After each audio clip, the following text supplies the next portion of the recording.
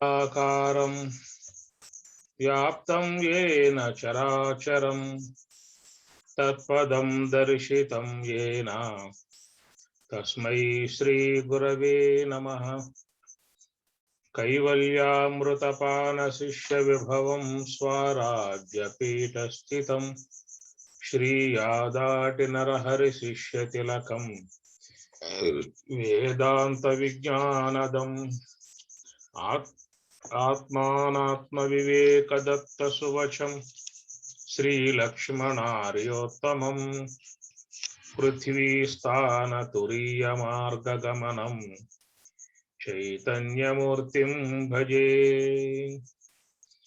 పృథ్వీ స్థాన తురీయ మార్గగమనం చైతన్యమూర్తిం భజే. పరమ పూజ్యులు, పవిత్రాత్మ స్వరూపులు, లోకోద్ధారకులు, త్యాగశీలురు, ఉదార స్వభావులు మహర్షి మండలికి, యోగి పంక్తు యోగులకు, తత్వవేత్తలకు, బ్రహ్మవేత్తలకు, విద్వరైన ఋషిమునులకు, జ్ఞానులకు, యోగులకు, మహాత్ములకు నమస్కరిస్తూ సర్వాంతర్యామి సచ్చిదానంద పరమాత్మకు నమస్కరిస్తూ శ్రీ స్వరాజ్యాశ్రమ పూజ్య మహాత్ములు స్వామివారికి నమస్కరిస్తూ శ్రీ స్వరాజ్యాశ్రమ పూజ్య మహాత్ములకు నమస్కరిస్తూ హృదయ కమలములో ప్రకాశమానవ ఎలుగొందు పరమాత్మకు నమస్కారములు. అందరికీ శుభమస్తు. జగన్మాత కృపానుగ్రహ ప్రాప్తిరస్తు. ఆయుష్యమస్తు, ఆరోగ్యమస్తు, సకల శుభ ప్రాప్తిరస్తు. సన్మంగళాని భవంతు. లోకా సమస్తా సుఖినో భవంతు. సర్వే జనా సుఖినో భవంతు. హరి ఓం తత్సత్. ఓం ఓం ఓం. నమస్తే గారు, వస్తుందా వాయిస్? హరి ఓం స్వామి. హరి ఓం స్వామి. మా కళావతి హరి ఓం. కళావతి ప్రభాకర్ హరి ఓం. శుభాశిష్యులు శుభమస్తు. గోపి హరి ఓం స్వామి. హరి ఓం స్వామి. సుబ్రహ్మణ్యం గారు హరి ఓం. హరి ఓం స్వామి. హరి ఓం. రాజగోపాల్ గారు హరి ఓం స్వామి.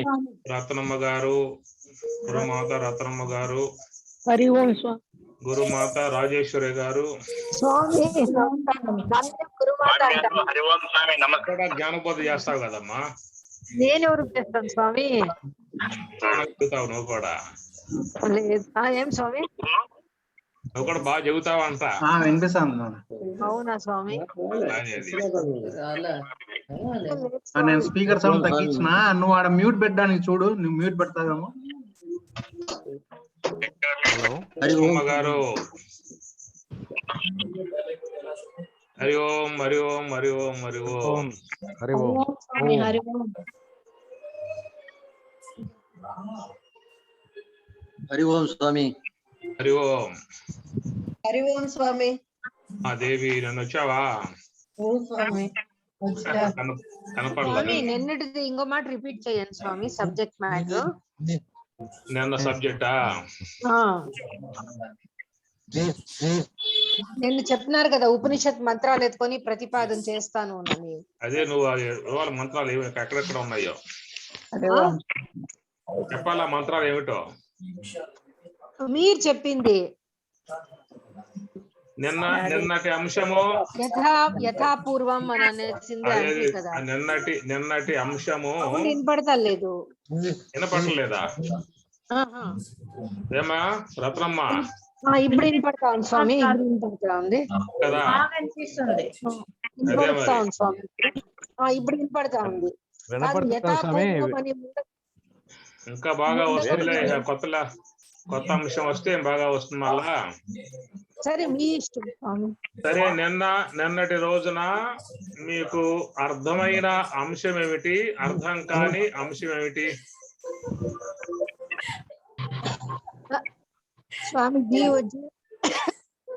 స్వామి వారు చెప్పినటువంటి ఓమిత్యేక అక్షరం బ్రహ్మ అనేటువంటి గాయత్రి మహామంత్రంలోని వారు ఇచ్చిన వివరణ దాన్ని ఆధారంగా చేసుకుని మనం విషయ ప్రతిపాదన చేస్తూ ఉన్నాము.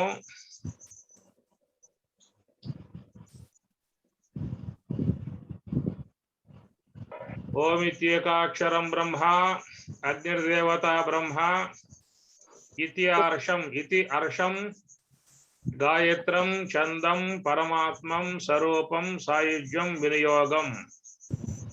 ఓం ఇది ఓం అనిడి ఏకాక్షరం ఒక అక్షరమే బ్రహ్మ బ్రహ్మము అకార ఒకార మకార అర్ధమాతృక ప్రణవాతీతములతో కూడిన ఓంకారమే స్థూల సూక్ష్మ కారణ మహాకారణ కైవల్యంలోను అహంకార మహత్వ అవ్యక్త తత్వ శబల బ్రహ్మ శుద్ధ బ్రహ్మములతోనూ వారు మనకు ఇచ్చినటువంటి అంశము. స్వామివారు ఇచ్చిన అంశము నిన్న మనం ఒక అంశంలో ప్రయాణం చేశాం. హర్షం గాయత్రం చంద్ర స్వరూపం సాయుధ్యం వినియోగం అనేటువంటి అంశం మీద ఒక్కొక్క అంశాన్ని మనం అధ్యయనం చేసుకుంటూ మెల్లగా పోవడం జరుగుతూ ఉన్నది. అయితే ఈ అకార ఒకార మకార అర్ధమాత్ర అర్ధమాతృక స్వామివారు వాడిన పదం ప్రణవాతీతము అనే 5 అంశాలు ఈ ఓంకారమునందు ఇమిడి ఉన్నటువంటివిగా చెప్పడం జరిగింది. అయితే స్థూల సూక్ష్మ కారణ ఈ 3 దేహాలలో మనం ప్రస్తుతం మన ప్రయాణాలు కొనసాగుతూ ఉన్నాయి. నిన్న కూడా మనం చెప్పుకున్న అంశాలలో ఈ స్థూల దేహం నుంచి సూక్ష్మ దేహానికి ప్రయాణం చేస్తాం, సూక్ష్మ దేహం నుండి కారణ దేహానికి ప్రయాణం చేస్తాం, మళ్ళా కారణ దేహం నుండి మళ్ళా సూక్ష్మానికి, మళ్ళా సూక్ష్మం నుంచి స్థూలానికి. ఇంకేమన్నా మన ప్రయాణాలు ఉన్నాయా? ఇది కాక ఎంతకాలం పాటు మనం జీవించిన ఈ చేసే ప్రయాణం మాత్రం ఇంతే.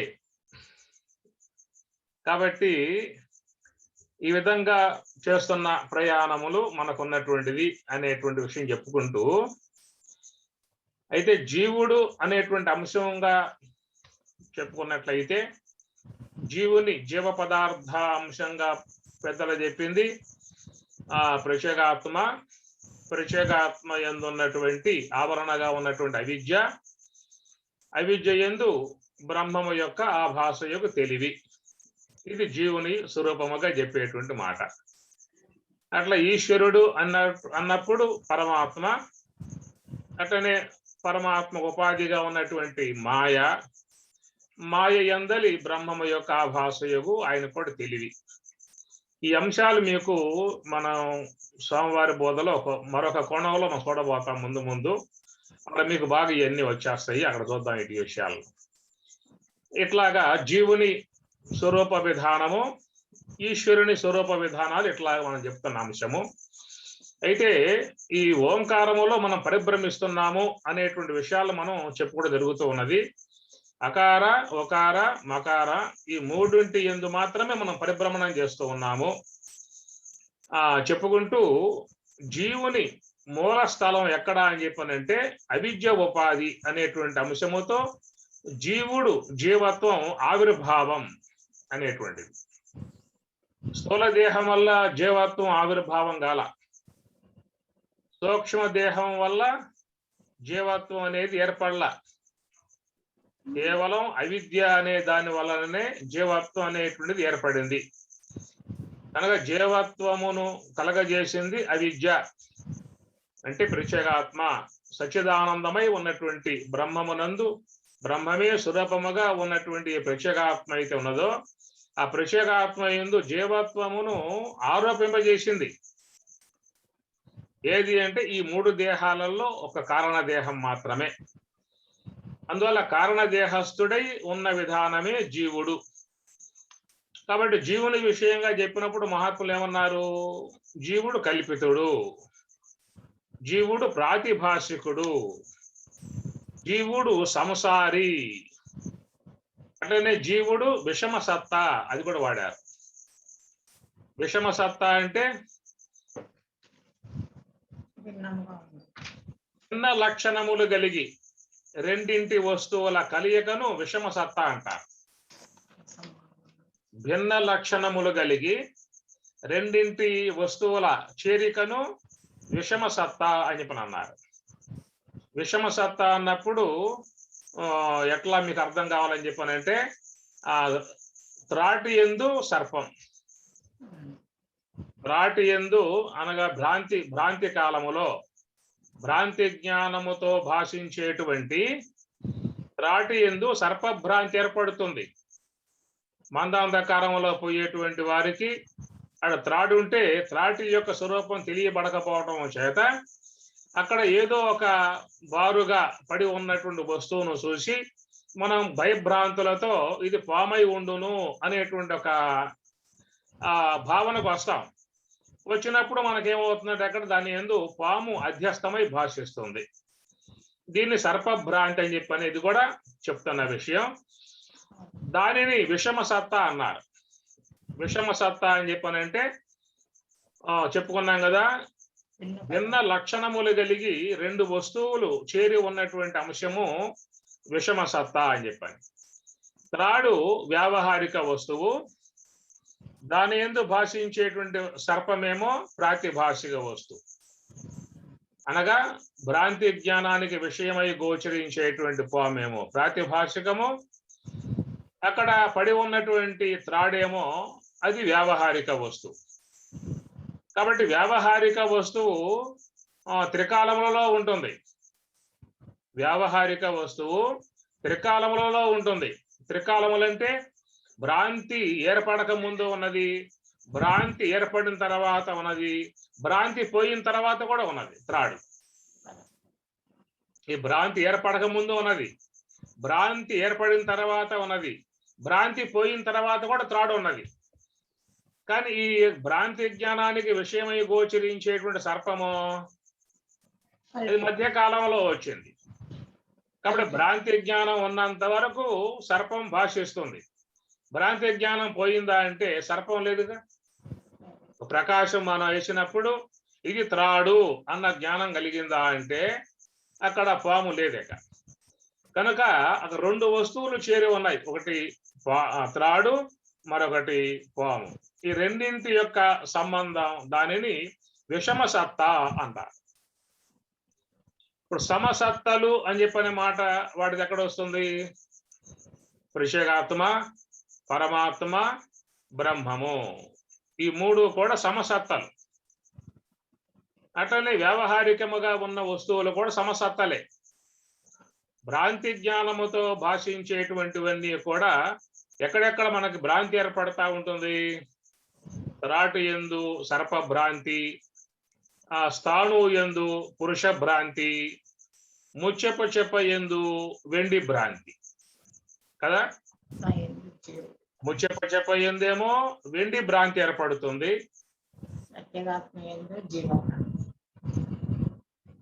ప్రత్యేగాత్మ, పరమాత్మ, బ్రహ్మం అనబడేటువంటి మూడు కూడా సమసత్తాలు.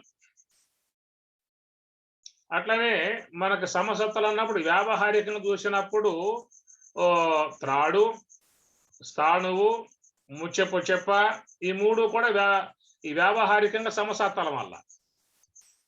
ప్రాతిభాషికంగా త్రాటి యందు సర్పము, స్థాణువు యందు పురుష భ్రాంతి, ముచ్చెప యందు వెండి, ఇవి ప్రాతిభాషికంగా సమసత్తలు అవుతాయి. మళ్ళా ప్రాతిభాషికముగా ఇవి సమసత్తలు, వ్యావహారికముగా అవి సమసత్తలు, పారమార్థికముగా ప్రత్యేగాత్మ, పరమాత్మ, బ్రహ్మము అవి సమసత్తలు అవుతాయి. కాబట్టి వ్యావహారిక వస్తువు త్రాటి యందు సర్పభ్రాంతి ఏర్పడితే దాన్ని ఏమన్నారు? విషమ సత్తా అన్నారు. ఎందుకు? ఒకటి వ్యావహారిక వస్తువు, ఒకటి ప్రాతిభాషిక వస్తువు. కాబట్టి ఆ రెండింటి కలయికనేమన్నామంటే విషమ సత్తా అన్నా. అట్లా ముచ్చెప యందు వెండి, అది విషమ సత్తా. అట్లా స్థాణువు యందు పురుష భ్రాంతి, విషమ సత్తా. ఆ ప్రకారంగానే జీవుడు అనే విషయం వచ్చినప్పుడు అది విషమ సత్త. ఎందుకంటే భ్రాంతి కాలములో మాత్రమే జీవత్వం భాషిస్తుంది. యథార్థ జ్ఞానములో జీవత్వం లేదు. యథార్థ కాలంలో ఏమున్నది? ప్రత్యేగాత్మ ఉన్నది. భ్రాంతి జ్ఞానం ఉన్నంత వరకే మనకు ఈ జీవత్వం భాషిస్తుంది. ఎప్పుడైతే మనం యోగ సమాధి స్వరూప జ్ఞానం పొందామో, స్వరూప జ్ఞానం పొందాక జీవత్వం ఉంటుందా?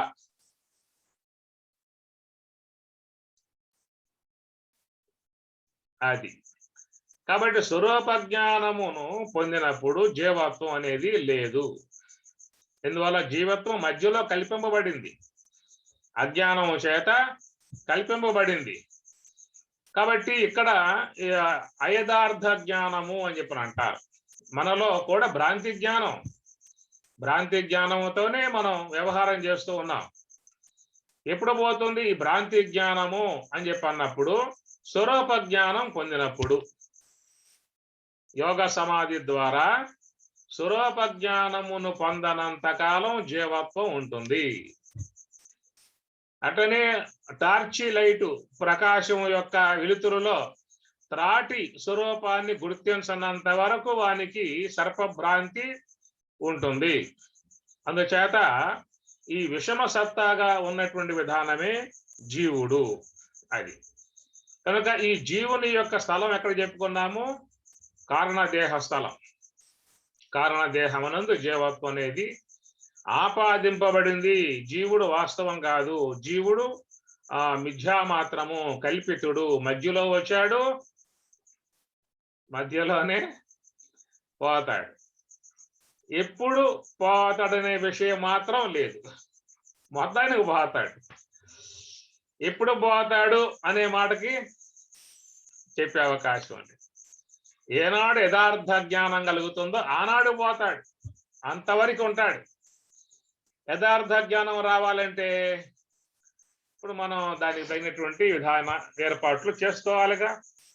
యమ, నియమ, ఆసన, ప్రాణాయామ, ప్రత్యాహార, ధారణ, ధ్యాన, సమాధి అనేటువంటిది అష్టాంగ ప్రక్రియ. పతంజలి మహర్షి బోధిస్తున్న అంశము. ఇవన్నీ శీలించాలి. శ్రవణ, మనన, నిధిధ్యాసన, తత్వం పదార్థ శోధనము, వాసనాక్షయము, మనోనాశనము, కైవల్యము. మనోనాశనము జ్ఞానము, జ్ఞానదేవత కైవల్యం. ఇవన్నీ కూడా మహాత్ములు చెబుతున్నటువంటి విధానము. ఆ ప్రకారముగా ఏనాడైతే ప్రయత్నం ద్వారా స్వరూప భావాన్ని పొందగలుగుతాడో ఆనాడు జీవత్వం తొలగిపోయే విధానం ఉంటుందే తప్ప స్వరూప జ్ఞానమును పొందనంత వరకు జీవత్వము ఉంటుందా? ఉండదా? ఉంటుంది. అందుచేత ఈ జీవుడు అనేటువంటి విధానాలు నిన్న మనం చెప్పుకుంటూ అవిద్యాంధకారములో మునిగి ఉన్న విధానము జీవత్వము అని చెప్పుకున్నాం. అవిద్యాంధకారములో జీవుడు మునిగి ఉన్నాడు అనే విషయం చెప్పుకున్నాం. ఈ మాట భగవద్గీతలో కూడా స్వామివారు చెప్పారు. ధూమేనావ్రియతే వహిని యదాదర్శో మలేన చ యదోల్బేనావృతో గర్భః తదా తేనేదం ఆవృతం. లోన ఉన్న జీవుడు, జీవుడు అంటే మనమే, ఎవరో కాదు, మన పక్కింటోళ్ళు కాదు, ఎదురింటోళ్ళు కాదు, అందరూ ఆ పక్కింటోళ్ళు, ఎదురింటోళ్ళు, వెనకాల ఇంటోళ్ళు, మన ఇంట్లో వాళ్ళు మొత్తం కూడా చేర్చుకొని అందరూ కూడా జీవభావమని పొంది ఉన్నారు. ఏమి కాబట్టి జీవుడు అనేటువంటి విధానములు ఏం చెప్పారంటే పరమాత్మ అగ్ని మీద ధూమం ఆవరణంగా ఉండి వ్యక్తం కానివ్వకుండగా, అద్దంపై దుమ్ము ఏర్పడి ముఖబింబం వ్యక్తం కానివ్వకుండగా దుమ్ము ఎట్లా ఆవరణంగా ఉన్నదో, ఉల్బేనావృతో గర్భః గర్భములో చేరి ఉన్నటువంటి శిశువుని ఏ ప్రకారంగా మావి కప్పివేసి ఉన్నదో, తదా తేన ఇదం ఆవృతం, తదా ఆ ప్రకారముగా తేన ఈ ఆత్మను ఆవృతం అజ్ఞానము ఆవహించింది అని గీతలో చెప్తున్నటువంటి మాట. కాబట్టి ఏంటంటే జీవుడు అని చెప్పనంటే ఒక చీకటి కోణం, నిన్న పదం పడుకున్నాం, చీకటి కోణం, చీకటి గుహలో ఉన్న విధానము. ఆ చీకటి గుహ ఎట్లా ఉంటుంది అని చెప్పనేదిగా మనం అనుకున్నట్లయితే ఎట్లా ఉంటుంది? రాత్రికి పోతాంగా, పోట్ల రోజు పోవటంలా, గుహలో పోతున్నాక రోజువారీగా అడగ పోయాక మళ్ళీ బయటకు వస్తా ఉన్నది ఏవి. కాబట్టి అజ్ఞానం అంటే ఒక చీకటిగా చెప్పుకొచ్చారు. తమహతు అజ్ఞానజం విద్ధి మోహనం సర్వదేహినాం ప్రమాద ఆలస్య నిద్రాభిః తన్నిబధ్నాతి భారత. తమహతు అజ్ఞానజం విద్ధి. అజ్ఞానజం, అజ్ఞానజం అంటే తెలియంతనమును పుట్టిస్తుంది అంట. తమహ, తమస్సు అని చెప్పినటువంటిది, అవిద్య అనేటువంటిది అజ్ఞానజం తెలియంతనము కలగజేస్తూ ఉంటుంది. కాబట్టి ఈ తెలియంతనము అనేదే చీకటి. కనుక జీవుడు ఉన్నటువంటి, మరి ఎక్కడ ఉన్నాడు వాడు? చీకటిలో. ఆ విధంగా మరి ఇప్పుడు మనం తెలుస్తూ ఉన్నదే ఎందువల్ల కారణం? ఇప్పుడు బయటకు వచ్చాంగా, స్థూల దేహం సంబంధం పొందాంగా, జ్ఞానేంద్రియాలతో సంబంధం పొందాం, కానీ తెలుసుకుంటూ ఉన్నాం. ఈ తెలుసుకోవటము అనేటువంటి అంశము కూడా ఇప్పుడు చూడండి, రెండు కన్నులు మీరు ముకులించండి, ఎట్లా ఉంటుంది? అంధకారం. రెండు కన్నులు మూస్తే మీకు చిరు ఎలుతురు ఉంటుంది, మీకు చిరు ఎలుతురు ఉంటుంది. కారణం ఏంటంటే ఎదురుగా మీకు లైట్లు ఉన్నాయి కాబట్టి. లైట్లు ఉన్నాయి కాబట్టి మీకు రెప్పలు మూసినప్పుడు చిరు ఎలుతురు ఉంటుంది. ఒకవేళ ఆ లైట్ కూడా ఆపేస్తే మీరు కన్నులు తెరిచినా కన్నులు మూసినా అంధకారమే. కాబట్టి ఈ విశ్వములో మనం ఒక పదార్థాన్ని తెలుసుకునే విధానం ఏర్పడింది అని చెప్పనంటే ఒక ప్రకాశం అనేది ఉన్నది. అది సూర్య ప్రకాశము, చంద్ర ప్రకాశము, దీప ప్రకాశము అనబడేటువంటి యొక్క వాటి సహకారముతో లోకములో ఉన్నటువంటి ప్రకాశింపబడుతూ ఉన్నాయి. ఒకవేళ దీపము, సూర్యుడు, చంద్రుడు ఏవి లేవు అనుకుందాం, ఎక్కడుంటాం మనం ఇప్పుడు? ఒకవేళ సూర్యుడే గనక ముఖం సాటేసి వెళ్ళిపోతేటన్నా, ఆయనకేదో పనులు కొన్ని ఉంటాయి, ఎక్కడికో ఫంక్షన్ పోవాల్సి వచ్చింది, సూర్యుడు అటు వెళ్ళిపోయాడు, రాలా అనుకో, అప్పుడు ఎట్లా లోకం అంతా ఎట్లా ఉంటుంది? అంధకారము.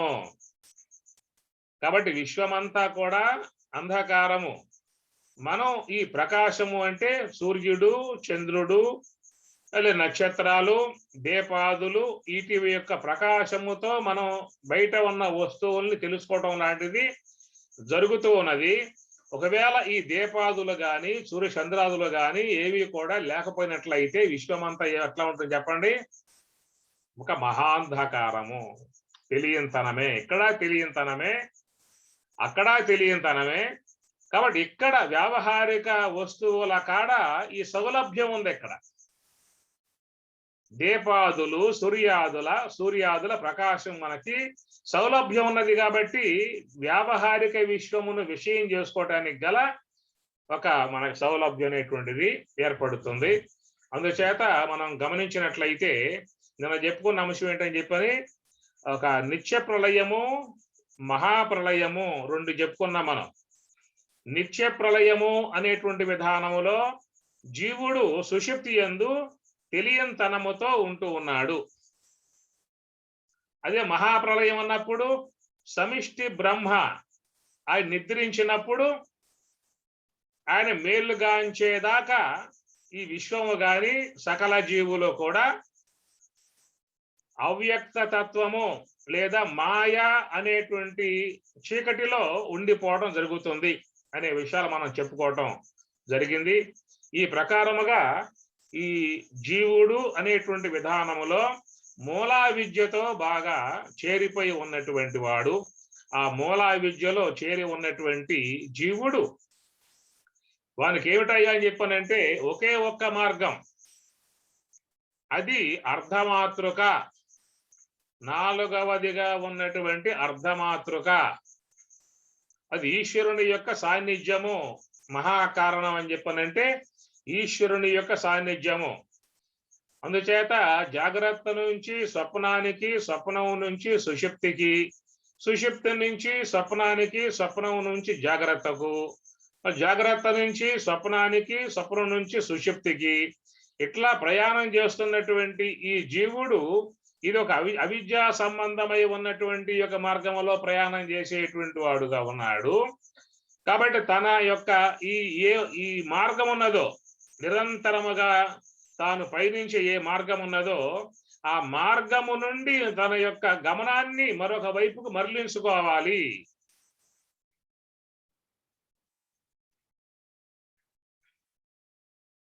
ఏ వైపుకి? ఈశ్వరుడు ఉన్నటువంటి వైపుకి. ఇదేమో ఇప్పుడు చెప్పుకుంది ఏమిటి? జీవుని యొక్క విధానములో నడుస్తున్నటువంటి ప్రయాణం. సుషుప్తి స్వస్థలము, సుషుప్తి నుంచి జాగ్రత్త స్వప్నానికి, స్వప్నం నుంచి జాగ్రత్తకు, తిరిగి మరలా ఏమవుతున్నాడు? ఎక్కడి నుంచి? మరలా స్వప్నానికి, మరలా సుషుప్తికి పోతూ ఉన్నాడు. ఇది రోజువారీగా ప్రతి వ్యక్తి, ప్రతి జీవుడు చేస్తున్నటువంటి ప్రయాణము. దీనికి లక్ష్మణార్యులు చెప్పింది ఏమిటని చెప్పానంటే, అయ్యా మీరందరూ కూడా ఈశ్వర ఆశ్రయాన్ని పొందాల్సి ఉంటుంది. అది కూటస్థ, నాలుగవ స్థానము, అర్ధమాతృక ఉన్నటువంటి స్థానము. కాబట్టి హంస యొక్క ఆశ్రయములో, మహాకారణ స్థలములో, ఈశ్వరాశ్రయములో ఉండగలిగితే అది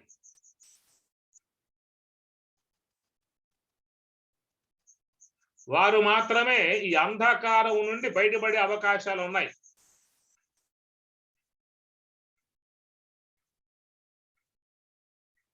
ఏ అంధకారం? అవిద్యా సంబంధమై ఉన్న అంధకారము, అవ్యక్త తత్వము, మాయా సంబంధమై ఉన్న అంధకారము. ఈ రెండు అంధకారముల యందే జీవులన్నీ కూడా చేరి ఉన్నాయి. ఇప్పుడు రేపు దేహం సాలించిన తర్వాత కూడా ఉన్నటువంటిది ఏమిటి? ఇక్కడ అంధకారమే. ప్రళయకాలములో పొందేది అవ్యక్తతత్వ అంధకారమే. దేహానంతరము జీవుడు చేరిపోయేది అంధకారంలోకే. ప్రస్తుత కాలములో కూడా జీవుడు ఉన్నటువంటిది అవిద్యాంధకారములోనే. కాబట్టి ఈ ప్రకారముగా ఏ అంధకారము అనగా అవిద్యా ఆవరణము అంధకారమే, మాయా ఆవరణము అంధకారమే. ప్రకాశము అంటామా, అంధకారం అంటామా చెప్పండి. ఎక్కడ అవిద్యావరణం ప్రకాశమా, మాయా ఆవరణం ప్రకాశమా? రెండు తెలియంతనాన్ని కలగజేసేటువంటియే. ఇప్పుడు మాయా అనేది లోకంలో సకల మనలు మునిగి ఉన్నారు. మమ మాయా దురత్యయ మామేవయే ప్రపద్యంతే మాయాం ఏతాం తరంతితే. ఈ మాయా అనేటువంటి దాని ప్రభావం గురై లోకంలో జీవులు మోహాదులు గురై తెలియంతనముతో జీవిస్తూ ఉన్నారు. ఎందుకు పుట్టామో, దేనికోసం పుట్టామో, ఏం చేసుకొని పుట్టామో, ఏం చేసుకోవాలో, ఏం చేసుకుంటే జీవిత పరమార్థం సిద్ధిస్తుందో, ఏ మార్గంలో పోవాలో, ఏ మార్గంలో పోతే మోక్షాన్ని పొందే అవకాశం ఏర్పడుతుందో అనేటువంటి యొక్క ఆ విషయావగాహన లేకుండా పడి ఉన్న విధానం ఈ మాయా ప్రభావం. కనుక ఈ మాయా ప్రభావం నుండి బయటపడాలని చెప్పి అన్నట్లయితే దానికి కొంత గురువు ఉపకరిస్తాడు. తన బోధ ద్వారా ఏ అజ్ఞానంలో మునిగి మోహాదులకు గురై అనాత్మనే ఆత్మగా భావించుకుని మిథ్యా మార్గంలో పయనిస్తూ ఉన్నాడో ఆ ప్రకారముగా పోతున్నటువంటి యొక్క వ్యక్తికి తన బోధ అనే ప్రకాశముతో కొంతవరకు వాని యందు మాయా ప్రభావం తగ్గిస్తాడు. పూర్తిగా పోవాలంటే స్వామివారు చెప్పేటువంటి మార్గములో పయనించాలి. స్వరూప అవగాహన గురువు కలగజేస్తాడా, స్వరూప అనుభవాన్ని కలగజేస్తాడా? గురువు స్వరూప విధానములో అవగాహన వరకే ఇస్తాడా, అనుభవం కూడా మనకి రెండు ఇచ్చేస్తాడా? అనుభవం కూడా ఇచ్చేసేట్లయితే గురుదేవుడే. ఇక ఎవరికి పెద్ద శ్రమ అవసరంలా, చక్కగా మంచిగా జీవించామా, బాగా అనుభవించామా, ఆ చిట్ట చివరిలో పోయాం గురువు దగ్గరికి, అంతే. స్వరూప అనుభవం ఇచ్చేస్తాడు, మోక్షం పంపించేస్తాడు. అందుచేత గురుదేవుని విధానం ఏంటని చెప్పానంటే, ఏ యొక్క మాయాంధకారములో జీవులు మునిగి ఉన్నారో, అజ్ఞానాంధకారములో జీవుడు ఉన్నాడు, తెలియనితనముతో ఉన్నాడు. అది ప్రతి ఉపాధి లోపల చెప్పుకున్నాం. కానీ ఈ వ్యవహారములో ఉన్నటువంటి వాళ్ళము కూడా మనము ఈ మాయ అనేటువంటి అంధకారములోనే ప్రతి జీవి ఉన్నాడు కాబట్టి మోహానికి గురవుతూ ఉన్నాడు. అజ్ఞానేన ఆవృతం జ్ఞానం తేన ముహ్యంతి జంతవః. అజ్ఞానేన ఆవృతం జ్ఞానం, ప్రతి ఒక్క వ్యక్తిలో జ్ఞానం అనేటువంటిది అజ్ఞానము చేత ముయ్యబడిందయా.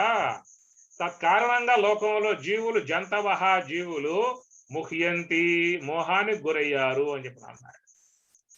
అందుచేత మనం చూసినట్లయితే రెండు వైపులా కూడా మనం ఈ రెండు ఆవరణాలు, ఒక అవిద్యా సంబంధ చీకటి, ఈ మాయా సంబంధ చీకటి.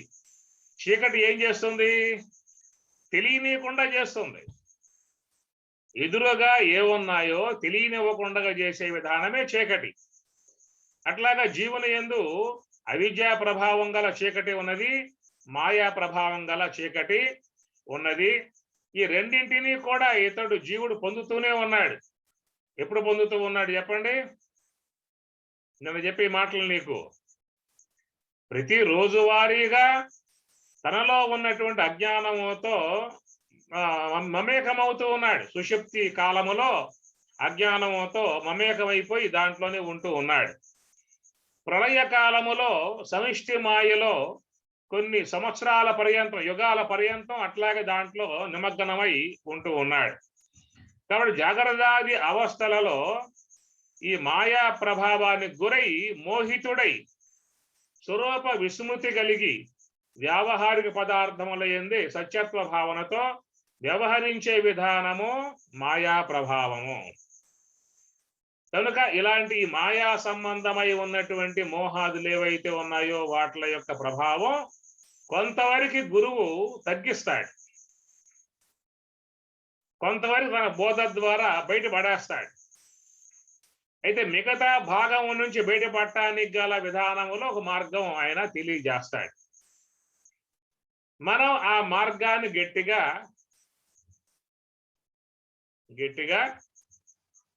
పట్టుకోవాలి. పట్టుకున్నవాడు బయటపడతాడు, పట్టుకోనివాడు మళ్ళా అంధకారం వైపుకే ప్రయాణం చేస్తాడు. అందుచేత అయితే ఆ అంధకారము నుండి బయటపడటము అనేటువంటిది కూడా అంత తేలికైనటువంటి యొక్క విషయం మాత్రం కాదు. ఎందుకంటే మహా ప్రగాఢముగా ఎప్పటి నుంచో జీవుని యందు పనిచేస్తున్నటువంటి అంధకారము, ఎప్పటి నుంచి కొన్ని యుగాల పర్యంతంగా చెప్పేది, ఉండి ఉండి ప్రాణి యుగములు జన్మించు, ప్రాణహాని లేదు ప్రళయమునను, ప్రాణహాని గల్గ బ్రహ్మమే తానగు, విశ్వదాభిరామ వినురవేమ. వేమన చెప్పిన మాట. ఉండి ఉండి ప్రాణి యుగములు జన్మించు. యుగములు మన హయాములో కొన్ని యుగాల పర్యంతం ఈ గమనం జరుగుతూనే ఉన్నది. ఎందుకంటే మాయా ప్రభావం అని చెప్పి అన్నారు. అవిద్యా ప్రభావము, మాయా ప్రభావము, ఈ రెండు ఉన్నాయి. కనుక ఈ మాయా ప్రభావం అనేటువంటి విషయంలో గురుదేవుడి యొక్క సహకారం మనకి, ఆయన చెప్పండి మనకేం తెలుస్తుందా? ఈ పూట మనం నేను స్థూల దేహం కాదు, సూక్ష్మ దేహం కాదు, కారణ దేహం కాదు, త్రివిధావస్థలు కాదు, జీవత్రయం కాదు, దేహత్రయం కాదు, ఈ మాటలు వాడుతున్నామని చెప్పనంటే మనకుగా తోశాయా? పుట్టుకతోనే మనకు ఆ జ్ఞానం ఉబిగిందా? బావిలో ఓట్లాగా? ఎవరెవరు గురువు యొక్క పాలిట పడతారో, గురువు గారి యొక్క పాలిట పడాలి. పోయి పడ్డవాడికి కొంతవరకు ఈ పొరలు విడబడతాయి. తద్విద్ధి ప్రణిపాతేన పరిప్రశ్నేన సేవయా ఉపదేశ్యంతి తే జ్ఞానం జ్ఞానినః తత్వదర్శినః. గీత. కాబట్టి గురువు యొక్క ఆశ్రయం ద్వారా కొంత చక్కటి అవగాహన పొందే అవకాశం ఏర్పడుతుంది. కాబట్టి ఆ తర్వాత సాధన ద్వారా తనకున్నటువంటి ఈ మాయా అనేటువంటి అంధకారం నుంచి బయటపడాల్సి ఉంటుంది. అందువల్ల ఈ అంధకారం, మాయా అంధకారము నుండి బయటపడవేయగలిగేటువంటి యొక్క విధానము ఒక సర్వేశ్వరుని అనుగ్రహముతోనే బయటపడాల్సి ఉంటుంది. సర్వేశ్వరుని అనుగ్రహముతోనే బయటపడాల్సి ఉంటుంది. ఇక్కడ సర్వేశ్వరుడు అని చెప్పి అన్నప్పుడు మహాకారణ స్థలము, హంస యొక్క ఆశ్రయము. దాని ద్వారా ఈ జీవుడు ఈ మాయా అంధకారము నుంచి బయటపడటానికి గల అవకాశం ఏర్పడుతుంది. గురుదేవుడు కూడా ఈశ్వరుడే. తాను తన సాధన ద్వారా ఆయన దివ్యత్వమును పొందాడు కాబట్టి ఆయన ఈశ్వరుడు. కాబట్టి మనం బయట ఉపాధితో ఉన్నటువంటి గురుదేవుని ఆశ్రయం ద్వారా తాత్కాలికమై ఉన్నటువంటి ఈ మోహాదుల నుంచి, ఈ మాయా ప్రభావాల నుండి బయటపడే విధానం ఏర్పడుతుంది. ఆ తర్వాత మనం ఆశ్రయించాల్సిన ఈశ్వరుడు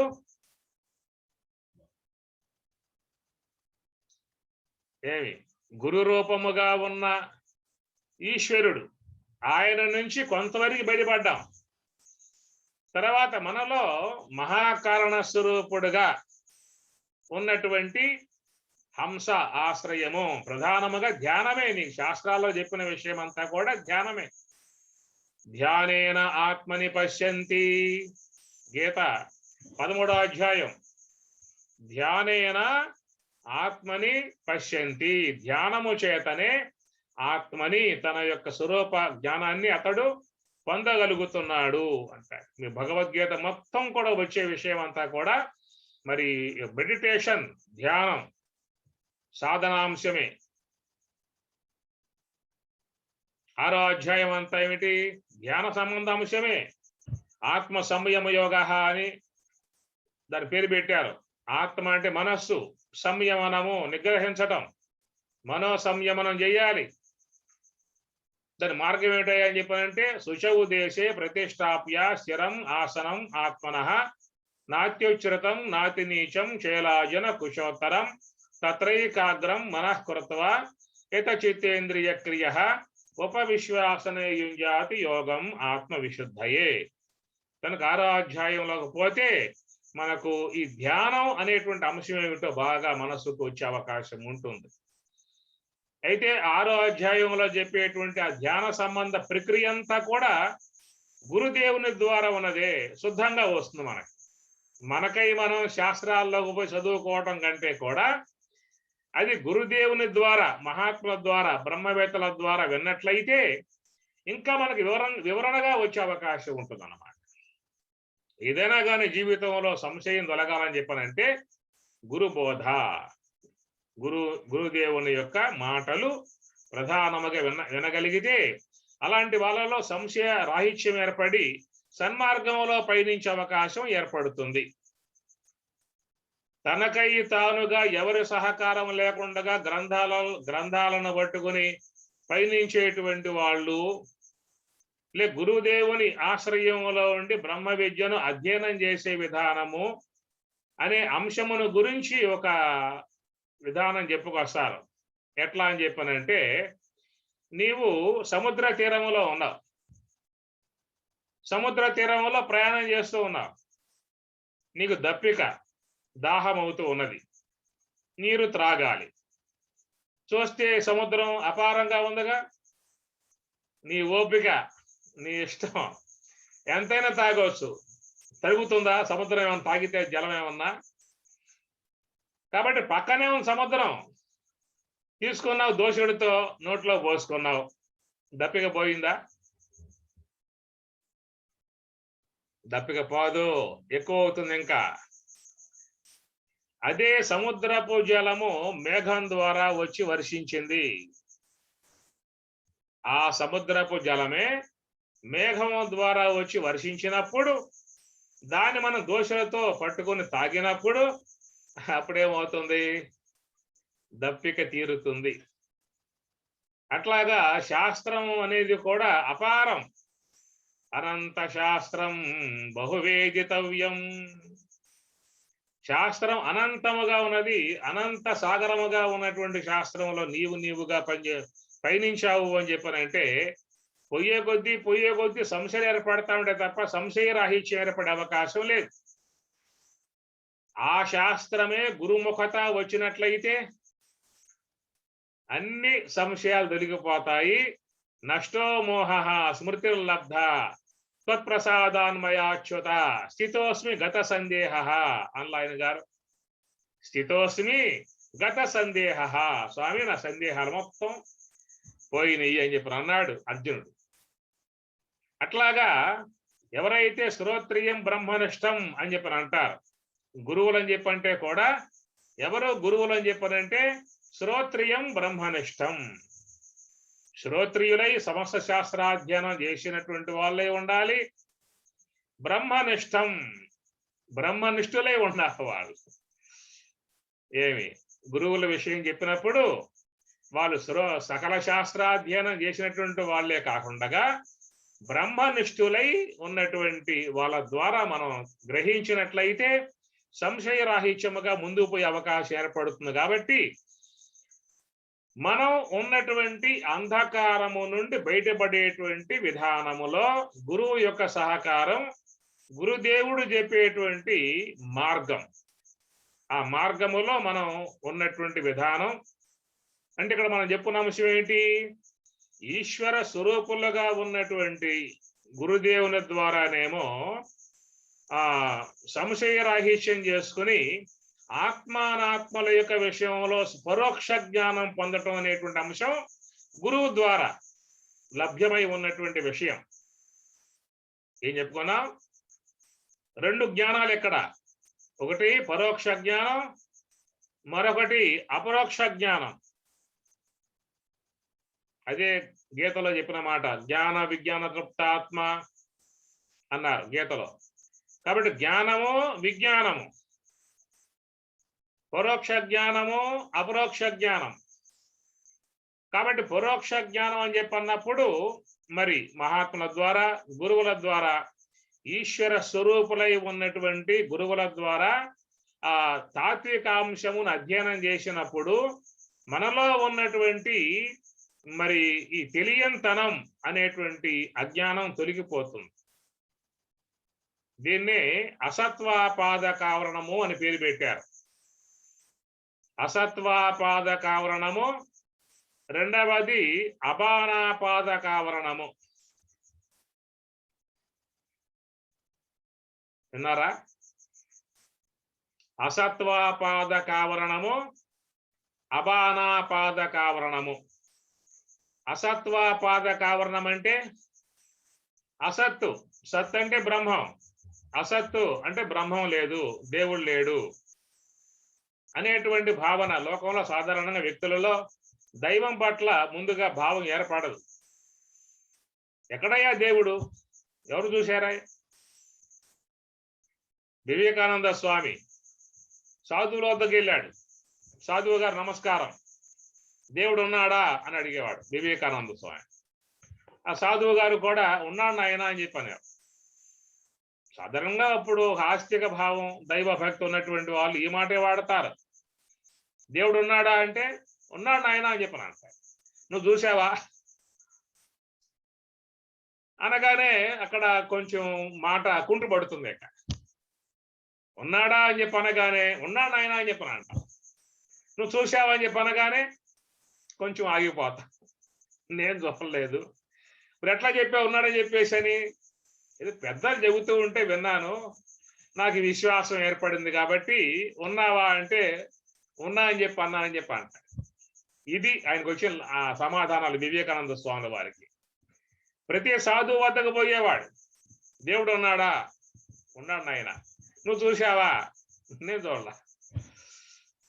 ఈ విధంగా ప్రశ్నించుకుంటూ పోతూ మరి కలకత్తా కాళికాలయంలోకి వెళ్ళాడు. ఆ పూట మొత్తం ఖాళీ అయిపోయింది. కాళికాలయంలో ఉన్నాడు పరమహంసల వారు. ఆయన వద్దకు వెళ్ళాడు, ఆయన్ని ప్రశ్న వేశాడు, స్వామి నమస్కారం. ఏమి నాయన, దేవుడు ఉన్నాడా? ఉన్నాడు నాయన. నువ్వు చూసావా? నిన్నెట్లాగా శుద్ధంగా చూస్తూ ఉన్నానో అట్లాగా చూస్తున్నా అని చెప్పి అన్నాడు. కాబట్టి ఆ సమాధానం ఇంతవరకు ఎక్కడ రాలేదు. నిన్ను ఎట్లాగా శుద్ధముగా నేను చూస్తూ ఉన్నానో అట్లాగా నేను దర్శిస్తూ ఉన్నాను అనేటువంటి మాట. ముందటగాను పించు ఘటమున్గన్నట్లు తను దాగనినంతలో నికెల ముందానై వెలుంగుందగన్.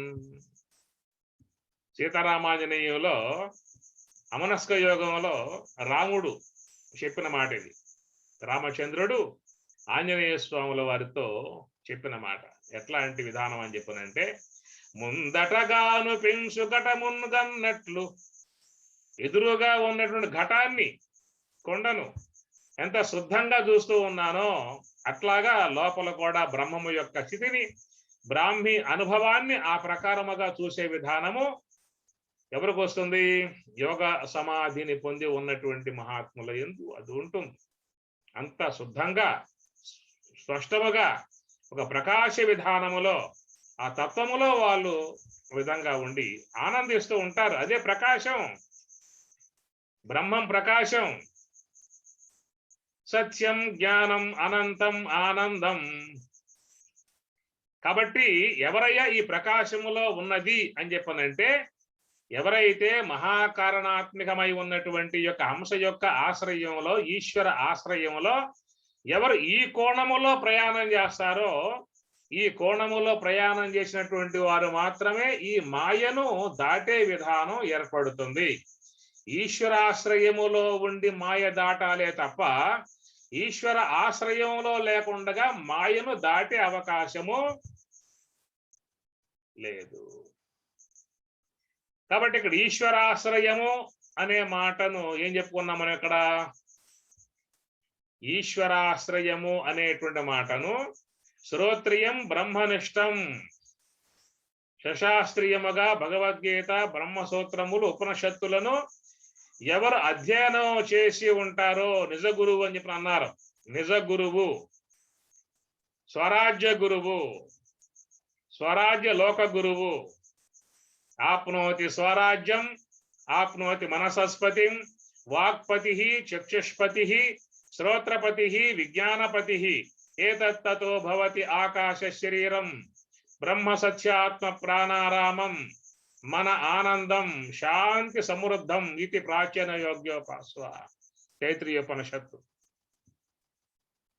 కాబట్టి ఆ ప్రకారముగా ఎవరు స్వరూప భావన పొంది ఉన్నారో ఆ స్వరూప భావన, స్వరూప అనుభవాన్ని పొంది ఉన్నటువంటి మహాత్ముల ద్వారానే మనం విషయాన్ని వినగలిగితే శుద్ధముగా మనకు ఆ విషయం శుద్ధంగా స్పష్టముగా వస్తుంది. అది కాకుండా సామాన్యంగా ఉన్నటువంటి గురువులు అనే విషయం తీసుకున్నట్లయితే దానివల్ల మనం అవగాహన పూర్ణముగా పొందే అవకాశం లేదు. అర్థమైందా? పూర్ణముగా పొందే అవకాశం లేదు. మీకు ఈ అంశము గతంలో చెప్పా, మీ జ్ఞాపకం ఉందో లేదో. జనక మహారాజు గురించి మీకు బృహదారణ్యకోపనిషత్తు దాంట్లో మీరు దర్శించండి. ఈ అంశం అంతా దాంట్లో ఉంటుంది. దశోపనిషత్తులు శంకరాచార్యులు రాశారు. మొత్తం 108 ఉపనిషత్తులు. దశోపనిషత్తులలో ఒకటి బృహదారణ్యకోపనిషత్తు. జనకుడు ఇట్లాగే అనేక మంది గురువులు అనేక మార్గాలు చెబుతూ ఉండేవారు. అనేక విధాయకాలుగా చెబుతూ ఉంటే సంశయాలు పోవటం లేదు. ఎవరు యథార్థమును బోధించే గురువు అన్నటువంటి విషయం మీదకి వచ్చేసాడు. వయసా అయిపోతా ఉన్నది, కాలం జరిగిపోతా ఉన్నది. ఈ దేహం కాస్త పోయిందా అంటే ఏం చేసే అవకాశాలు లేవు. మరలా ఆ దేహం రావాలంటే ఈ బాధ జిజ్ఞాస కలిగి ఉన్నవానికి ఉంటుంది. అదే సామాన్యులకైతే ఎప్పుడు పొద్దుపోతుందబ్బా అంటాడు వాడు. ఎప్పుడు పొద్దుపోతుంది, ఇంకా తెల్లారటం లేదే, ఇంకా పొద్దుపోవటం లేదే, ఇంకా తెల్లారటం లేదే, ఇంకా పొద్దుపోవటం లేదే అంటే ఏమిటి అర్థం చెప్పండి? ఇంకా చావు రాలేదే అనేదేనా? ఇంకేమన్నా చెబుతారా? ఇది కానీ జిజ్ఞాస కలిగి ఉన్నటువంటి వ్యక్తి ఉన్నాడే, అరే పోతుంది, కాలం పోతుంది, కాలం పోతుంది, మనం అనుకున్న లక్ష్యం పొందలేకపోతూ ఉన్నాము, మన మార్గంలో పోలేకపోతూ ఉన్నాము, మనం పూర్ణముగా ఆధ్యాత్మికంలో జీవించలేకపోతూ ఉన్నాము, మనం సమయాన్ని మన కోసంగా తాత్విక పరముగా వినియోగించుకోలేకపోతూ ఉన్నాము అనేటువంటి పరితపన జిజ్ఞాస కలిగి ఉన్నటువంటి యొక్క వ్యక్తిలో కనపడుతుంది. పరమహంసుల వారు కాళికా అమ్మవారి ముందు కూర్చుని ఏడ్చేవాట. అమ్మా పోయిన వారం పోయింది, పోయిన నెల పోయింది, పోయిన సంవత్సరం పోయింది, నిన్న పోయింది, మొన్న పోయింది, ఈ పూట పోతా ఉంది. అనుకున్న లక్ష్యం నెరవేరటం లేదు, తత్వానుభవాన్ని పొందలేకపోతూ ఉన్నాను, ధ్యానంలో ముందు పోలేకపోతూ ఉన్నాను అని ప్రకారముగా రోజువారీగా ఆయన బాధపడే విధానం మీకు పరమహంసల వారి జీవిత చరిత్రలో మీరు దర్శించవచ్చు. అట్లాగా లక్ష్మణారులు కానీ, మలయాళ స్వాముల వారు కానీ, విద్యానంద స్వాముల వారు కానీ, ప్రతి మహాత్ముడు కూడా సమయాన్ని వాళ్ళు చక్కగా తాత్విక విధానంలో వాళ్ళు వినియోగింపు చేసుకునేవాళ్ళు. ఎందుకని చెప్పారంటే ఈ సమయం రాదు, ఈ జన్మ రాదు, ఈ మానవ దేహం రాదు, పోతే రాదు, వచ్చింది అదృష్టం కొద్దీ వచ్చింది, ఏ పుణ్య విశేషంతోనో వచ్చింది అనేటువంటి విధానముగా మన జీవితంలో ఏది పోగొట్టుకున్నా గానీ సంపాదించుకునే అవకాశాలు ఉంటాయేమో, కానీ ఈశ్వర ప్రాప్తమై ఉన్నటువంటివి మాత్రం జీవితంలో సంపాదించుకునే అవకాశాలు లేవు. జీవుని పరిధిలో ఏవైతే సంప్రాప్తమవుతూ ఉన్నాయో ఒకవేళ అవి పోయినట్లయితే మరలా అవి సంపాదించుకునే అవకాశం ఉంటుంది. కానీ ఈశ్వరుని యొక్క ఈశ్వరానుగ్రహముతో ప్రాప్తించి ఉన్నటువంటి ఏవైతే ఉన్నాయో, ఒక వ్యక్తి కాలం చేసిన తర్వాత జీవుడికి పరితపన ఏర్పడింది. అరేరే మనం చెప్పలేకపోయామే కొడుకులకి, ఎక్కడెక్కడ ఉన్నాయో, ఏ బ్యాంకులో ఏమున్నాయో, ఏ నోట్లో ఏమున్నాయో, ఎవరెవరికి ఏమి ఇచ్చామో ఇవన్నీ చెప్పకుండా వెళ్ళిపోయామని చెప్పిన పరితపన కలిగింది. అయ్యా పరమేశ్వర అనుగ్రహించి ఒక్క వారం నాకు కనుక ఇచ్చినట్లయితే నేను మళ్ళా సావకాశంగా మా భార్యకి ఏం చెప్పాలో, మా బిడ్డలకి ఏం చెప్పాలో, ఎక్కడెక్కడ ఏ ఏ రహస్యాలు ఉన్నాయో, ఎక్కడెక్కడ ఏ ప్రాపర్టీలు ఉన్నాయో, ఏ ఏ సాఫ్ట్వేర్లు ఏ యొక్క పాస్వర్డ్లు ఉన్నాయో ఆ మొత్తం చెప్పి ఒక వారం రోజుల లోపల వస్తా అని చెప్పి అంటాడు అనుకోండి, ఈశ్వరుడు అవకాశం ఇస్తాడా? ఒక్క వారం రోజులు మళ్ళా తిరిగి మనకి ఇచ్చే అవకాశం ఉన్నదా? స్వామి అయిపోయింది, అనుకోలేదు, కాలం తీరిపోయి వచ్చేసాను, నేను చెప్పడం మర్చిపోయా స్వామి, వాళ్ళకి చెప్పాలి, నేను వాళ్ళకి ఎడతెలుస్తుంది చెప్పకపోతే. తను కనికరించి ఇన్ని సంవత్సరాలు ఇచ్చిన వాడివి, దాదాపు 70 సంవత్సరాలు సమయాన్ని ఇచ్చావు కదా, అంతా వాడుకున్నాను, సరే పొరపాటు అయిపోయింది, ఒక్క వారం అవకాశం ఇచ్చినట్లయితే అట్లా పోయానా, అన్ని వాళ్ళకి చెప్పేసేసానా, వచ్చేసానా? ఏదైనా నీకు తిరిగి మరలా ఒక వారం రోజుల కాలం పాటు ఈశ్వరుడు నీకు అనుగ్రహించే అవకాశం ఏమన్నా ఉన్నదా? తిరిగి రానివి, ఈశ్వరుని చేత ప్రాప్తింపబడ్డటువంటివి తిరిగి రానివి. ఇప్పుడు బాల్యం ఉందనుకోండి, తెలియనితనంతో పోయింది. యవనం అనేది మంచి పుడత్వం, శక్తి, సామర్థ్యం, ఇంద్రియ పాటవం అన్ని విధాలా కూడా సాధించడానికి అవకాశముగా ఉన్నటువంటి యొక్క విధానం మంచి యవన దశ. అలాంటి యొక్క విధానములో చాలా మంది మేలుగాంచారు, వివేకం పొందారు. ఆ యొక్క శక్తివంతమై ఇంద్రియ పాఠవం కలిగి దేహదాఢ్యం కలిగి శక్తివంతమై ఉన్నటువంటి యొక్క అంశాన్ని వాళ్ళు ఒక చక్కటి మార్గంలో మలిపారు కాబట్టి ఈనాడు మహాత్ములుగా మనం వాళ్ళని దర్శించుకుంటూ ఉన్నాం. ఒకవేళ కొంతమంది వైజ్ఞానిక పరంగా మలుపుతారు, వాళ్ళు పరిశోధన చేస్తారు, కొత్త కనిపెడతారు వాళ్ళు. కాబట్టి వైజ్ఞానిక పరంగా పోవాలి అన్నా, వేదాంత పరంగా పోవాలి అన్నా అన్నింటికీ కూడా మంచి అవకాశంగా ఉన్నటువంటిది ఒక యవ్వన దశ. దానిని కనుక గుర్తించి సరైనటువంటి యొక్క మార్గంలో కనుక పెట్టగలిగితే నువ్వు దాని ద్వారా అటు వైజ్ఞానికంగానైనా ఎదగలిగే అవకాశం ఏర్పడుతుంది, ఇటు పారమార్థికంగానైనా ఎదిగే అవకాశం ఉంటుంది. అక్కడ మంచి విధానం కలిగి ఉన్నటువంటి యవన దశ జారిపోయిందనుకో, అయ్యో స్వామి అది పొరపాటు అయిపోయింది, అజ్ఞానం చేత తెలియనితనం చేత వృధా చేసుకున్నాను, విషయభోగాలలో మునిగిపోయి ఎన్నో సాధించాల్సి ఉంటుంది. ఇప్పుడు జ్ఞానం అయితే మహాత్ముల ద్వారా విన్నాను, అప్పుడు జ్ఞానం యొక్క ఫలితమగు మోక్షాన్ని పొందాలని చెప్పానంటే ఎంతో సాధన చేయాల్సి ఉంటుంది. నాకు మళ్ళా తిరిగి ఆ యవన దశ ప్రసాదించండి అని కోరుకుంటే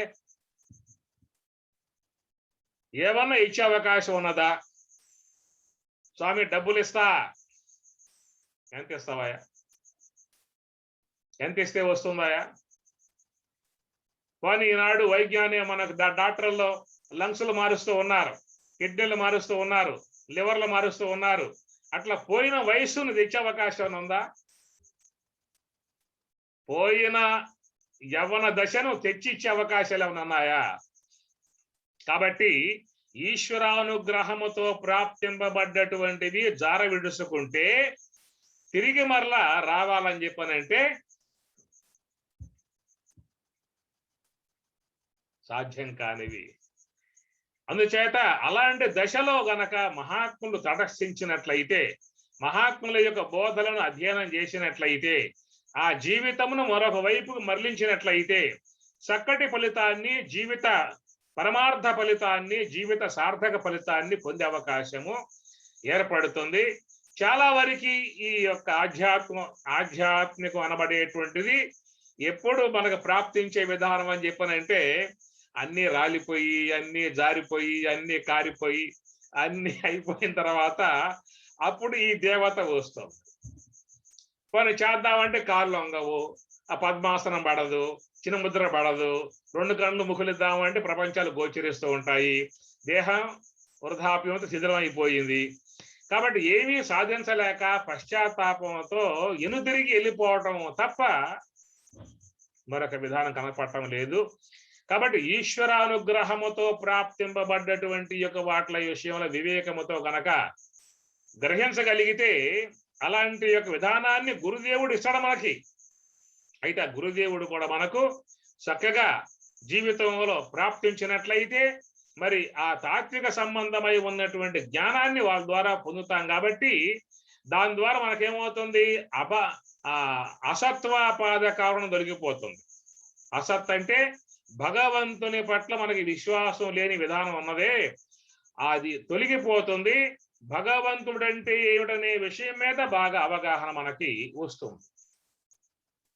దేవుని యొక్క విషయంగా అవగాహన పూర్తిగా రావాలని చెప్పన్నట్లయితే శ్రోత్రియం బ్రహ్మనిష్టమై ఉన్నటువంటి మహాత్ములు, బ్రహ్మవేత్తల యొక్క సాన్నిధ్యములో ఉపనిషత్తులు, భగవద్గీత ఉద్గ్రంథములను అధ్యయనం చేసినప్పుడు మనకు ఆ ఈశ్వరానుగ్రహముతో ఈ కొంతవరకు ఈ మాయా అంధకారం అనేది, ఈ పొరలు కొంతవరకు పోయే అవకాశం ఉన్నది. రెండవ ఈశ్వరుడు ఎవరు? రెండో ఈశ్వరుడు హంస యొక్క ఆశ్రయం ధ్యానం. ధ్యానేన ఆత్మని పశ్యంతి. కాబట్టి హంస యొక్క ఆశ్రయం గురువే దిగుతాడు. గురువు ద్వారా ఆ మార్గాన్ని మనకి అందించినప్పుడు అస్తమస్తగా సంయోగం చేసి ధైర్యమును బోధించి, నాయనా ఈ మార్గంలో నువ్వు ప్రయాణం చేయి అనే విధానముగా ఈ ఈశ్వరుడు ఆ ఈశ్వరునికి అప్పచెబుతాడు. అయిందా?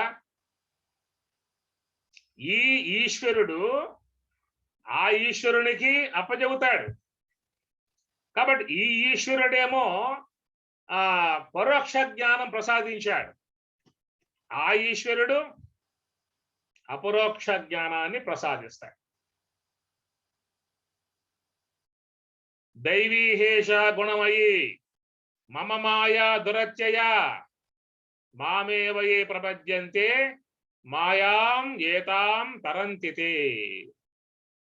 మమ మాయా దురత్యయ, ఈ మాయ దాటడం ఎవరికి కూడా సాధ్యమయ్యే అంశము కాదు అన్నాడు. కాబట్టి ఆ మాయ అంధకారం ఏదైతే ఉన్నదో, ఈ మాయ అనే అంధకారం నుండి, ఈ తెలియంతనం నుండి కొంతవరకు బయటపడేసేటువంటి విధానమేమో జగద్గురువు. తర్వాత పూర్తి మాయా అంధకారం నుండి బయటపడేసేటువంటి ఈశ్వరుడేమో మహాకారణాత్మిక ఈశ్వరుడు. కాబట్టి హంస యొక్క ఆశ్రయంలో ఉన్నప్పుడు ఆయన మనల్ని చక్కగా లోపలికి తీసుకెళ్తాడు, అంధకారమును దాటింపజేస్తాడు. యోగ సమాధి ఎట్లా ఉంటుంది? ప్రకాశం, జ్ఞాన విధానం. బ్రహ్మము అంటే ప్రకాశ స్వరూపం.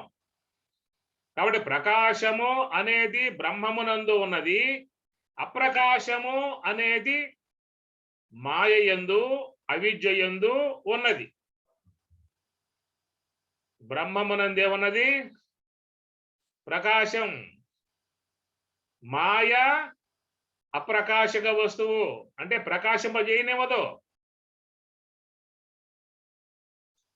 అందుచేత ఈ రెండు కూడా, మాయ అవిద్య అనబడేటువంటి రెండు కూడా అంధకారం కలగజేస్తాయి, తెలియంతనం కలగజేస్తాయి. కాబట్టి ఈ తెలియంతనం కలగజేసేటువంటి అవిద్య చీకటి గుహలో, మాయా చీకటి గుహలో ఇంతకాలం పాటు ఈ జీవులు అర్థమవుతుందా?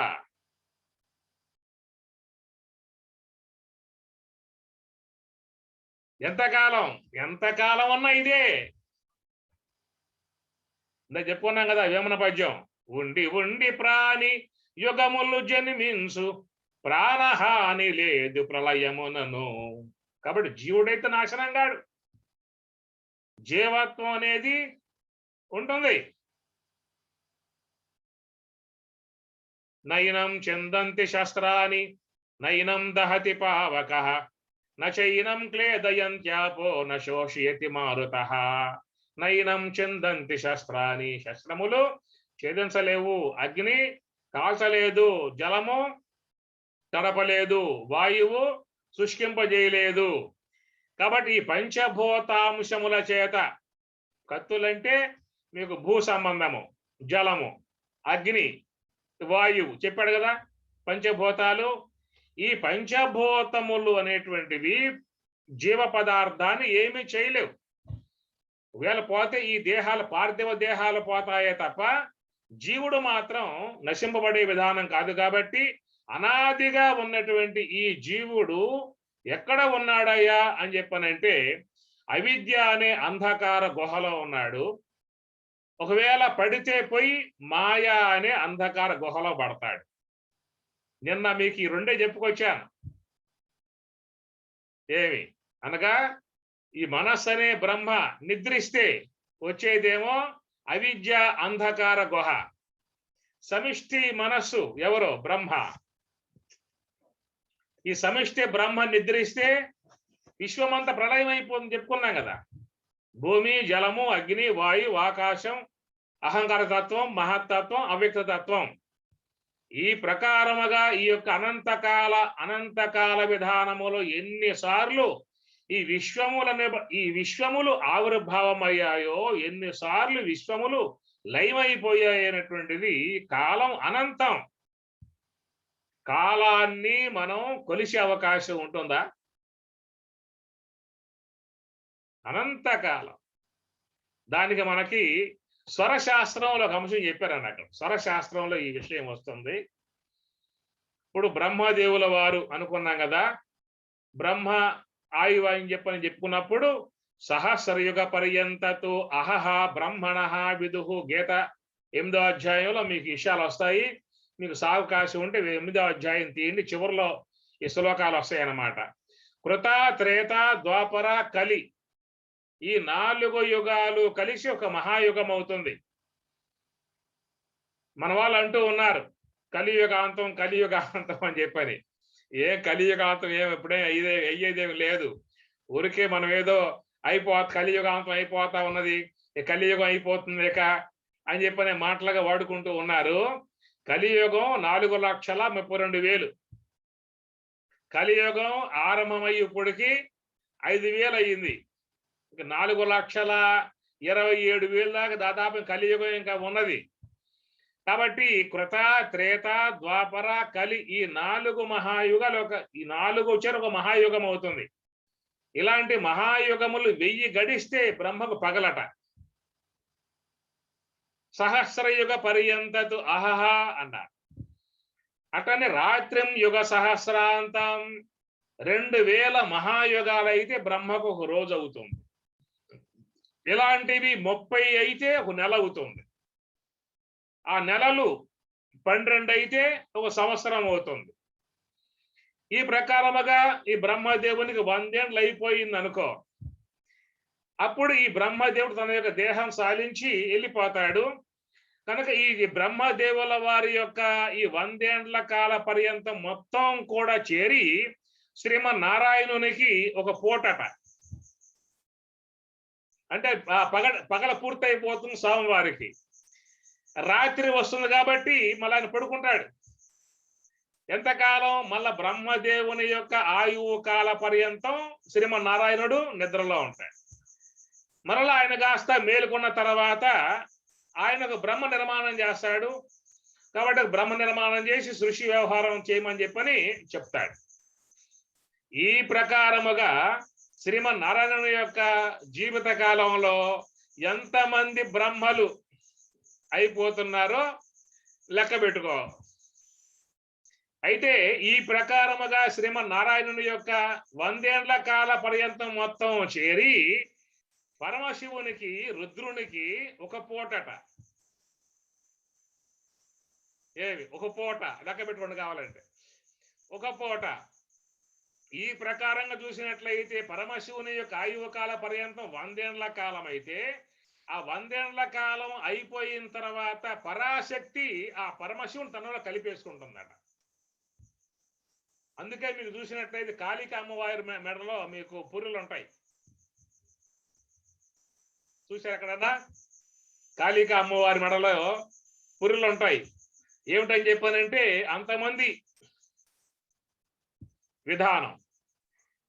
ఇదొక కాల విధానాన్ని, దీంట్లో ఉన్న వాస్తవాల గురించి మనం అంచనా వేసే విధానం కాదు. కాలం మాత్రం అనంతముగా వస్తున్నటువంటి విధానం అని చెప్పని ఈ కాలమానములో ఈ జీవుడు ప్రయాణం చేస్తున్నటువంటి విధానము. ఈ చేసే ప్రయాణములో ఈ జీవుడు అంధకార కోపములో మునిగి ఉన్నాడు. అజ్ఞానాంధకార గుహలో పడే విధానము, మాయా అంధకార గుహలో పడే విధానము. అనాదిగా ఈ జీవుడు అంధకారములో మునిగి ఉన్నాడు కాబట్టి ఈ అంధకారము నుంచి బయటికి లాగలిగేటువంటి విధానం ఎవరని చెప్పనంటే ఏం చెప్పుకున్నాం? ప్రత్యక్షముగా ఉన్నటువంటి జగద్గురువు ఈశ్వరుడు. ఆయన కొంతవరకు పడవేసి ఆ తర్వాత మహాకారణాత్మకమై ఉన్నటువంటి ఈశ్వరునికి ఈ ఈశ్వరుడు అప్పజెప్పినప్పుడు ఆ మహాకారణ ఈశ్వరుడు ఆ జీవుణ్ణి కాస్త బ్రహ్మములో కలిపేయటం అవుతుంది. జీవో బ్రహ్మైవనాపరః. శివజీవైక్య సమాధియందు విలసత్ చిన్మాత్రతత్వం ముత అవలిర్నగని పూర్ణుడై మితప మాయా సంస్కృతించెందినంతవులన్ నేర్చునే యోగి పాలు పెరుగై త్రక్షంగ వేరైన యానవనీతంబు చల్లలో కలయునే నానావిధ ప్రకారంబులన్. రాముడు చెప్తున్నమాట ఆంజనేయ స్వామితో.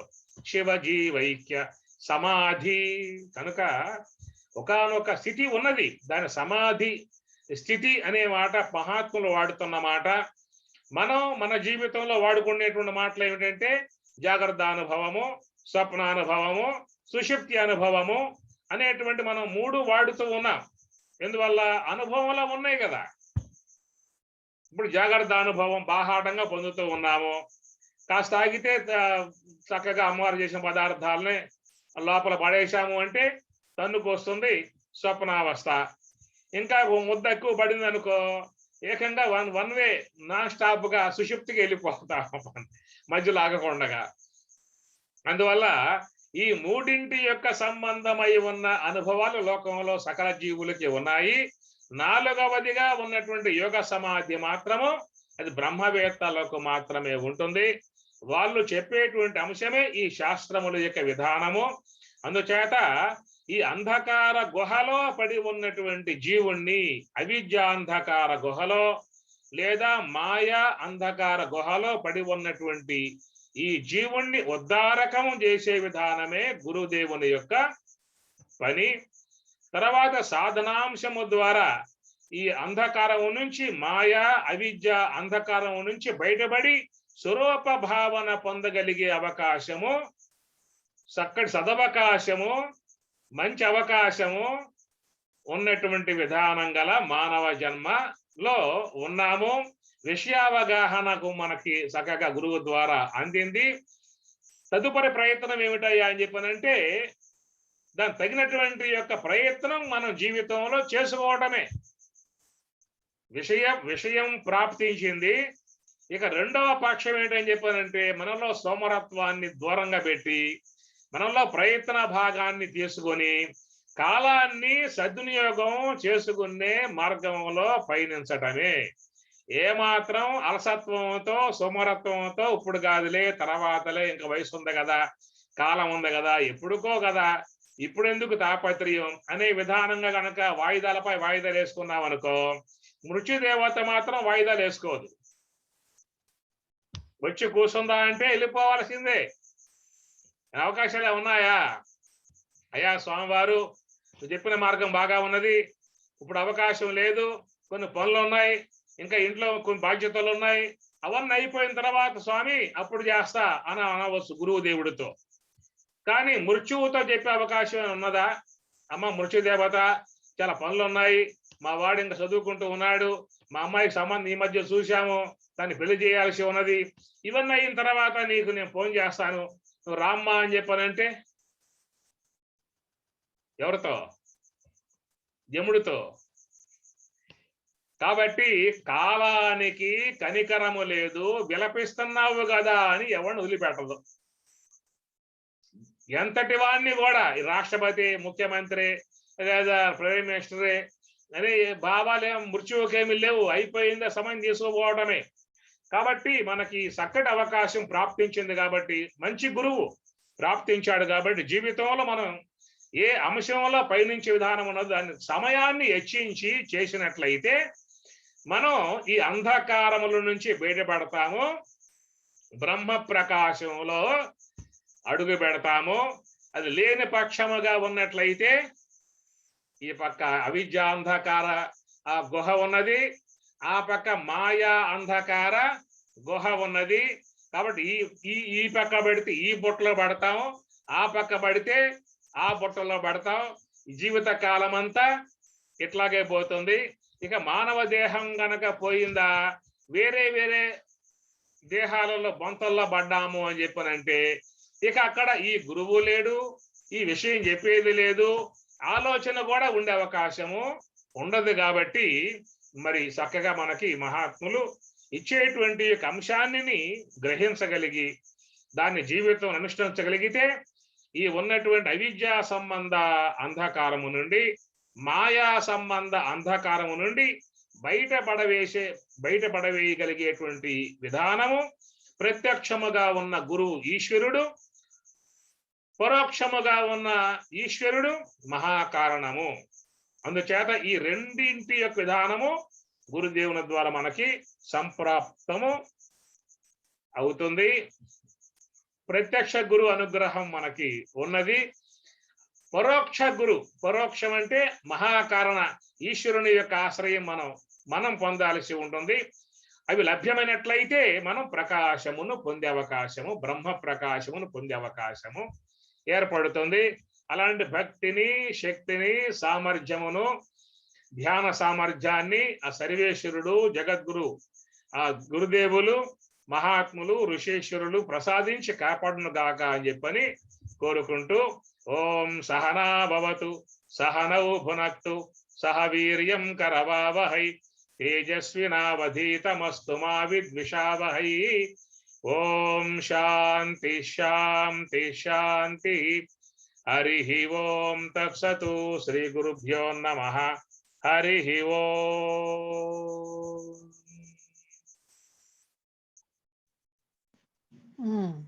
స్వామి అర్థమైంది స్వామి. ఏం అర్థమైంది నీకు? మీరు చెప్పింది ఏం అర్థమైంది?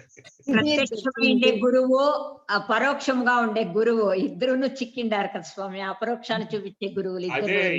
ఈ ఈశ్వరుడు ఆ ఈశ్వరుడు అప్పచెప్తాడు. ఇద్దరిని చూపిస్తారు పొద్దు బాగా. ఇంకా ఇద్దరు ప్రత్యక్షమైన నుంచి మాకు ఇంకా ఏం లేదు స్వామి, జన్మ లేదు. హరి ఓం స్వామి. హరి ఓం స్వామి. కావాలి కదమ్మా. హరి ఓం స్వామి. హరి ఓం. ప్రసాద్ గారు చాలా బాగుంది స్వామి. భీమవరం ప్రసాద్, పొద్దుటూరు ప్రసాద్ ఇద్దరు ఉన్నారు. హరి ఓం స్వామి. మా నిర్మలమ్మ, హరి ఓం స్వామి. ఏమైనా అర్థమైందా నా మాటలో? చాలా బాగా అవుతాను స్వామి. శ్యామలమ్మ అవును స్వామి, బాగా అర్థమైంది. సరే, హరి ఓం స్వామి. మాట్లాడు, బాగా వచ్చింది సబ్జెక్ట్. హరి ఓం స్వామి. చాలా బాగుంది. హరి ఓం స్వామి. హరి ఓం స్వామి. హరి ఓం. హరి ఓం స్వామి. ఏదైనా ఎవరి ప్రయాణం వాళ్ళదే కదా స్వామి. ఏదైనా ఎవరి ప్రయాణం వాళ్ళదే కదా. అది హరి ఓం స్వామి. హరి ఓం. శుభాశిషులు శుభమస్తు. అందరికి అమ్మవారం ప్రాప్తిరస్తు, ఆరోగ్యమస్తు, ఆయుష్యమస్తు. హరి ఓం స్వామి. హరి ఓం గురుదేవ్. మస్తు. గురుదేవ్ ఒక మాట చెప్పు. ఒక మాట స్వామి. ఒక మాట స్వామి. ఎవరమ్మా? జ్యోతి. జ్యోతి. జ్యోతి. జ్యోతి. ఒక్క మాట. నువ్వు కనపడవు, వినపడతావు. వినపడతలేదు స్వామి, కనపడకుండా ఇబ్బందిలే. కనపడవు, వినపడతావు. అధిష్టానము కన్నా విషమ సత్త గల అవభాసనము అధ్యాస అన్నారు. అవభాసనము అంటే ఏమిటిది? అవభాసము అంతే. అవభాసనము భాసం తెలియబడటం, అవభాసం తెలియబడకపోవటం. తెలియబడకపోవడం. సో ఇది అధిష్టానం పైన శక్తి. అధిష్టానము కన్నా విషమ సత్త.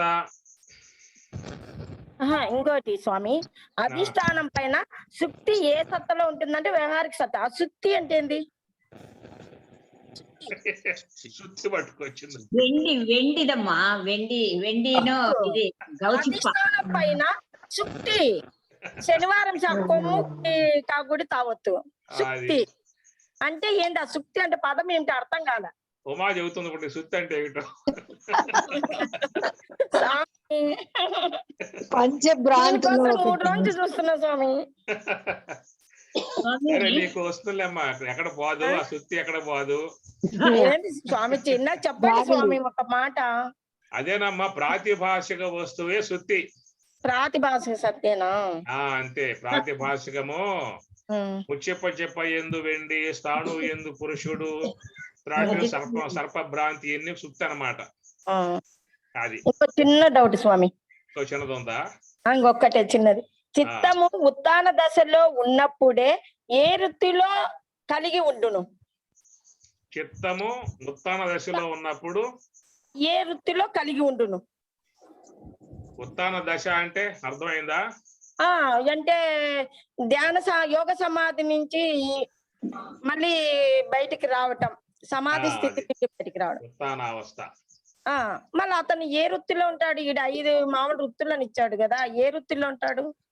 ఇప్పుడు యోగ సమాధి నుంచి బయటకు వచ్చినట్లయితే మహాత్ములు తిరిగి మరలా బ్రాహ్మీ సంబంధ భావంతో వ్యవహరిస్తారు. బ్రహ్మాకార వృత్తి. బ్రహ్మాకర వృత్తిలో వాళ్ళు ఉంటారు. అదే మనకి అవిద్య చెప్పుకున్నాం కదా. ఇప్పుడు వాళ్ళేమో యోగ సమాధి మహాత్ములు. సామాన్యులు అయితే అజ్ఞాన దశ నుంచి వస్తారు కాబట్టి వాళ్ళు ఉత్థానావస్థకు వచ్చినప్పుడు, అంటే మామూలు పామరులుగా ఉన్నటువంటి వాళ్ళు సుషుప్తి నుంచి కావచ్చు, ఉత్థానావస్థకు వచ్చినప్పుడు వాళ్ళల్లో పంచవృత్తులు వస్తాయి. పంచవృత్తులు అంటే ప్రమాణము, విపర్యము, వికల్పము, నిద్ర, స్మృతి అనేటువంటి పంచవృత్తులలో వీళ్ళు ఉంటారు. అదే మహాత్ములు అయితే బ్రహ్మాకర వృత్తుల్లో వాళ్ళు ఉంటారు. ఇది సాధకుడికి. సాధకుడికి సాధనాంశములు ఉన్నటువంటి వాళ్ళేమో బ్రహ్మాకర వృత్తిగా వాళ్ళు ఉంటారు, విషయాకర వృత్తిగా వీళ్ళు ఉంటారు. అది అయ్యా సుబ్రాయిలు. స్వామి, మేము విషమ సత్తా అంటే వినింది స్వామి. జీవుడు ఈశ్వరుడు విషమ సత్తా అని చెప్తా ఉంటాం స్వామి. ప్రత్యేగాత్మ పరమాత్మ అది సమసత్తలో విషమ సత్తా అంటే జీవుడు ఈశ్వరుడు ఇది విషమ సత్తా అని చెప్తా ఉంటుంది.